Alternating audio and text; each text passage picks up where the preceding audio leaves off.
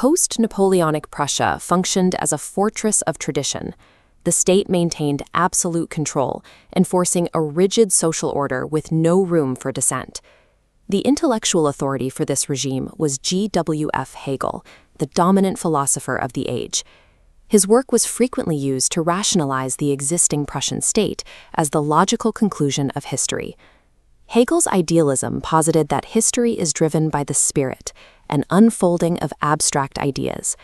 The physical world is merely a byproduct of higher mental processes. While thoughts evolve, the material world remains fixed. Change happens within human consciousness, not through physical intervention. For the individual living under an authoritarian regime, Hegel's freedom was a mental exercise. One could achieve internal liberation while remaining physically trapped. Karl Marx entered the University of Berlin in 1836, arriving in an environment where these Hegelian debates dictated the limits of political possibility. He joined the left Hegelians, a group of radical academics. They attempted to use Hegel's own logic to critique the state, arguing religion and monarchy were outdated stages of the human spirit. But their rebellion was confined to the library. They were launching philosophical critiques against a government that responded with censors, police, and the threat of imprisonment. Marx began to see a disconnect. Interpreting the world through new philosophical categories did nothing to dismantle the physical machinery of the Prussian state. In 1842, Marx left the university for Cologne to edit a liberal newspaper, the Rheinische Zeitung. His reporting on the Moselle wine growers forced a shift in perspective.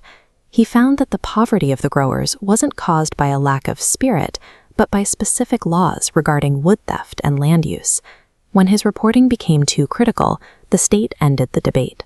In 1843, Prussian authorities suppressed the newspaper, physically seizing the printing presses. The experience provided a blunt lesson. Abstract criticism is powerless against a state that controls the material means of life and communication. Marx moved to Paris in late 1843. In the French capital, he encountered a boiling cauldron of radical socialism and the visible reality of a growing industrial working class. There, he met Friedrich Engels. Engels brought a different kind of evidence to the partnership, a direct account of the soot-stained factories of Manchester and the mechanics of industrial exploitation. Observing the conditions of the Parisian workers, Marx looked past their ideas to their physical survival. He concluded that humans are not held back by flawed concepts, but by the economic structures that dictate their daily labor. While Hegel believed the idea dictated the structure of the world, Marx saw the inverse. He argued that the material base, the way people produce food, shelter, and goods, is what generates their ideas, laws, and culture. This meant that human autonomy could not be found in pure thought. It had to be built by changing the physical conditions of the historical world. By 1845, Marx was in Brussels, shifting his focus entirely from the history of philosophy to the history of industry and exchange. He took Hegel's system, which he argued was standing on its head, and inverted it. He moved the foundation of history from the clouds of the spirit down to the solid ground of the factory floor. This was the birth of historical materialism. Rather than searching for metaphysical truths, this new method dissected the economy and social relations in specific historical contexts. Marx insisted this departed from dogma. The study of society must begin with premises verified through empirical observation.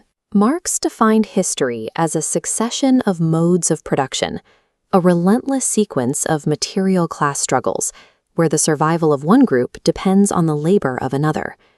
In his final years in London, Marx used this materialist lens to chart the emergence and internal contradictions of the capitalist system. Industrial London provided the raw data. By observing the daily movement of commodities and labor, he sought to uncover laws governing modern social relations. To bridge the gap between these theories and the factory floor, Marx joined the Communist League. He was commissioned to condense his research into a pamphlet, the Communist Manifesto, designed to explain the mechanics of exploitation to the workers themselves. By identifying exploitation as a structural economic process rather than a moral failing, the manifesto provided a framework for a revolution aimed at the physical world. Marx's legacy was a profound shift in how we understand our own human history. To fundamentally change the world, humanity had to stop merely interpreting it as an abstract idea and begin to master the material gears turning beneath it. By the mid-1840s, Europe fractured under the weight of rapid industrialization. Aging monarchies held onto power, while unregulated furnaces rapidly consumed the continent's labor force. Observing this brutal economic shift firsthand from Brussels, Karl Marx abandoned the abstract academic idealism of his university days. He turned his focus toward concrete material activity, concluding that the world is changed through physical practice and social action, rather than abstract thought. Looking across this factory floor, the scale of the mechanized system is evident. It replaced traditional artisan crafts with relentless machine repetition. This created a hard economic divide. A wealthy few owned the machinery, while the proletariat simply operated it for a meager wage. Because the owners relied entirely on squeezing maximum labor for minimum pay to generate profit, Marx concluded that these two classes were locked onto an inevitable collision course. A clandestine network of radical expatriate workers, known as the Communist League, needed a doctrine to define their movement. They commissioned Marx to write it. He did not work alone. Friedrich Engels provided essential intellectual collaboration and the lifelong financial backing that Marx required to survive. Pushed by a strict deadline from the League in early 1848, the two men drafted a highly illegal political pamphlet. The text laid out a clear, aggressive thesis. The entirety of human history is a continuous record of class struggles. It argued that by gathering thousands of workers into factories, the capitalist bourgeoisie had inadvertently organized and trained the very people who would overthrow them. The authors predicted a victorious proletariat revolution was imminent. The opening lines declared that a specter was haunting Europe, a deliberate warning directed at the continent's ruling powers. The Manifesto functioned as a political program for the Communist League, detailing a specific strategy to dismantle capitalist structures through the conquest of political power. Barely a few weeks after publication in February 1848, violence erupted. Workers tore up cobblestones to build barricades in the streets of Paris. The uprisings jumped borders, spreading rapidly to Berlin, Vienna, and beyond, in a wave of rebellion that became known as the Springtime of Nations. As centuries-old monarchies suddenly fractured under the pressure of the working class, the exact timeline predicted in the Manifesto appeared to be playing out in real time. Marx left his desk in Brussels, relocating to Cologne. He took control of a radical newspaper, transitioning from a philosopher into a frontline agitator working to fan the flames of an armed revolt. For a brief, intoxicating window, theoretical revolution became a physical reality. The ultimate claims of the Manifesto were being tested with gunpowder on the streets of Europe, but the ruling classes quickly adapted. Property owners and monarchs temporarily set aside their differences to defend their wealth and state power against the threat from below. The workers across the continent failed to unite in the coordinated international front Marx had banked on. Their strikes remained fragmented and localized. Local militias and disorganized protesters were suddenly up against the organized resources and professional armies of the state. The military retaliation was absolute. The uprisings were crushed with overwhelming force, and the surviving radicals were hunted down. The brutal suppression of 1848 proved that the capitalist state possessed resources and resilience far beyond what Marx had calculated in his pamphlet. In the aftermath, the Manifesto dropped completely out of public view. Across Europe, Victoria's governments systematically purged left-wing agitators. Marx found himself targeted directly. He was dragged through trials, heavily censored, and repeatedly expelled from his host countries. Recognizing he had no safe harbor left on the mainland, he formally renounced his Prussian nationality. In 1849, he fled to England. He arrived penniless, a stateless man thrust into the roaring center of global capitalism. The total collapse of the 1848 uprisings forced Marx into a permanent geographic exile, demanding a complete, agonizing rethinking of his revolutionary strategy. He realized the capitalist system was too robust to be toppled by a sudden riot. Dismantling it required a precise scientific understanding of its economic laws. He retreated to a new silent battleground.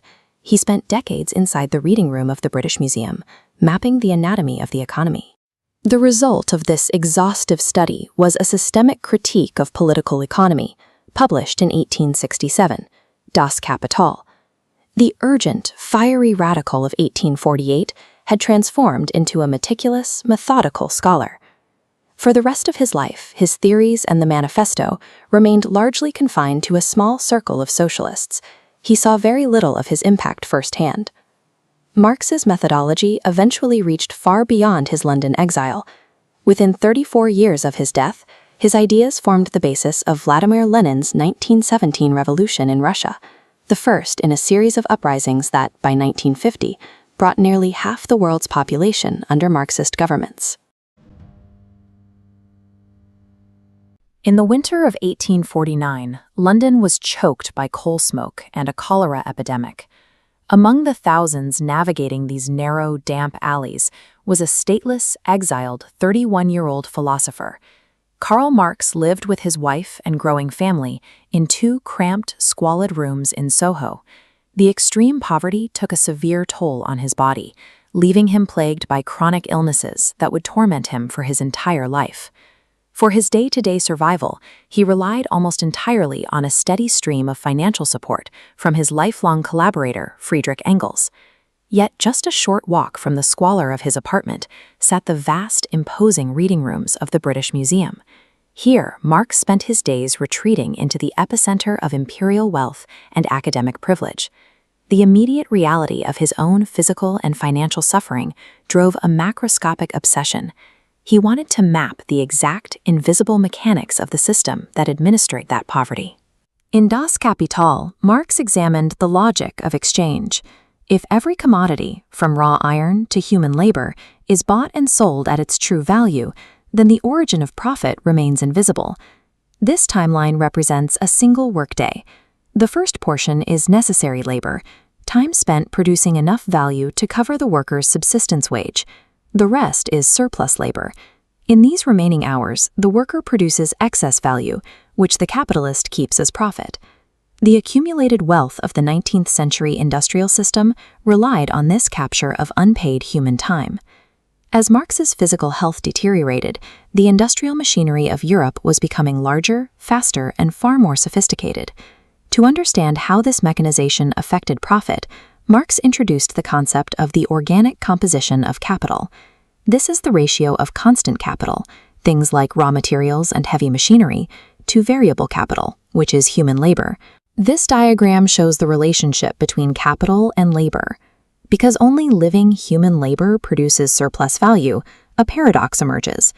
Replacing workers with machines eliminates the actual source of profit, causing the overall rate of profit to drop. To counteract this decline, factory owners are forced to squeeze more out of their remaining workers by lengthening hours and increasing work intensity. The relentless drive to build a more efficient, automated factory naturally starves the system of its core fuel, triggering recurring economic crises. Later critics pointed out a discrepancy in this theory. Early on, Marx argued that commodities sell at their labor values, but later he acknowledged that real-world competition equalizes profit rates across different industries, causing market prices to drift away from raw labor values. Ronald L. Meek's 1956 article describes the transformation problem as a calculable disturbance. In a system where industries are interdependent, price deviations follow a predictable mathematical pattern. This table demonstrates how price and value diverge. Production prices in column 7 drift from the raw labor values in column 5. However, the bottom row reveals a balanced system. The total surplus value extracted, 110, exactly matches the total profit. Individual market prices fluctuate widely on the surface, but they ultimately redistribute a fixed pool of value. The underlying law of surplus labor remains intact. These theoretical calculations on paper eventually met physical reality on the cobblestones of Paris during the 1871 Commune. For a brief period, an armed, working-class insurrection seized control of the city, attempting to build a new society and providing a bloody test for Marx's abstract economic frameworks. The deployment of the professional army to crush the Commune led Marx to define the state as an organ of class rule. He categorized it into 2 functions: repressive apparatuses, like the police, and ideological ones, like education. Because the capitalist state is designed specifically to protect property and profit, the working class cannot simply inherit it and steer it toward new goals. The ready-made machinery of the state has to be smashed completely. During his final years, Marx poured his remaining energy into organizing the First International, building a global network of workers, even as his physical environment finally broke his health. He died in London in 1883. At the time, he was a stateless exile, known only to a relatively small circle of radical economists and organizers. Yet the pamphlets and manuscripts he drafted in the destitution of Soho, including the Communist Manifesto, soon provided the exact blueprint for political upheavals around the world. Through decades of grinding physiological and intellectual struggle, one man mapped the mechanics of global capital. The ideas he left behind unleashed a movement that, by 1950, would govern nearly half the population of the planet.